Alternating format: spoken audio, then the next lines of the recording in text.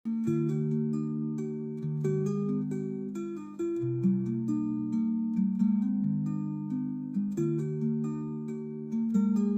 நாம எக்ஸசைஸ் பண்ணிட்டோம் அப்படின்னா அந்த டே நாம வெல்னஸ்ல ஸ்டார்ட் பண்றோம்னு அர்த்தம்.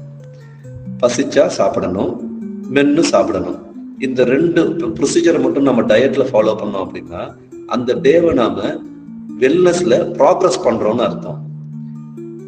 நைட் ஒரு 9:30க்கு தூங்கணும். ஒரு 6 to 7 hours டீப் ஸ்லீப் கிடைக்கணும் நமக்கு.